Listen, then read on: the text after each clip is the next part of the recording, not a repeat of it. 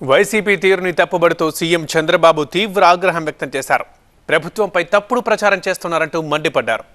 బాబు వ్యాఖ్యలకు కౌంటర్ ఇచ్చారు మాజీ మంత్రి కాకాని గోవర్ధన్ రెడ్డి.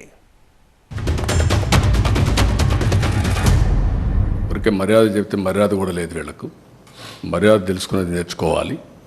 ఇంకొకసారి మాట్లాడితే ఆ నాలుకలు తాళాలు వేయాల్సి వస్తుంది. వాట్ నాన్ సెన్స్, ఏంటి తమాషగా ఉంది. ఇన్నింటి వాస్తవాలు లెక్క పెట్టుకుంటూ రాజకీయం కోసం అసహ్యమైన రాజకీయాలు చేస్తారా మీరు? కక్కుర్తి రాజకీయాలు పడతారా మీరు? మాట్లాడేవాళ్ళు లేరని మీ ఇష్ట ప్రకారం మాట్లాడతారా? విషయం కక్కుతారా? ఎందుకంటే విషయం కక్కడం. విశాఖపట్నం ఉదేమైంది? నేను పులివెందుల్లో పెడితే ఏమవుతుంది? తిరుపతికి ఫ్లడ్ రాలేదా? ఏ సిటీ సేఫ్?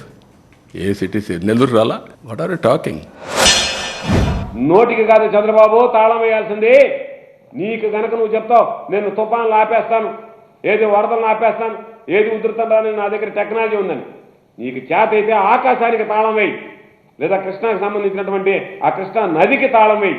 అంతే తప్ప వరదలు రాకుండా నువ్వు ఈరోజు మాట్లాడేటువంటి మాటలు ఏ విధంగా ఉన్నాయంటే, జగన్మోహన్ రెడ్డి గారు అమరావతికి సంబంధించి వాస్తవమైనటువంటి విషయం.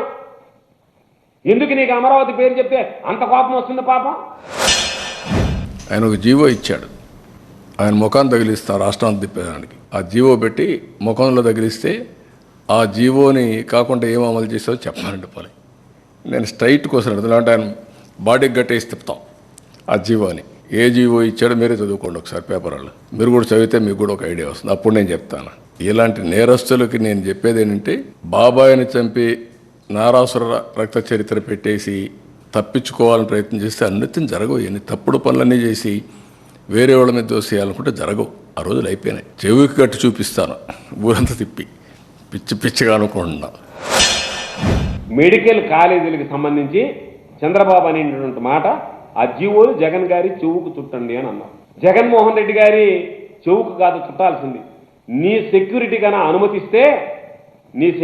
అనుమతిస్తే ప్రజలని సూపర్ 6 మీద నువ్వేదైతే వాగ్దానాలు చేశావో అవి నీకు అంటించి గాడిద మీద ఊరేగించడానికి ఆంధ్ర రాష్ట్ర ప్రజలు సిద్ధంగా ఉన్నారనేటువంటి విషయాన్ని గుర్తుంచుకో.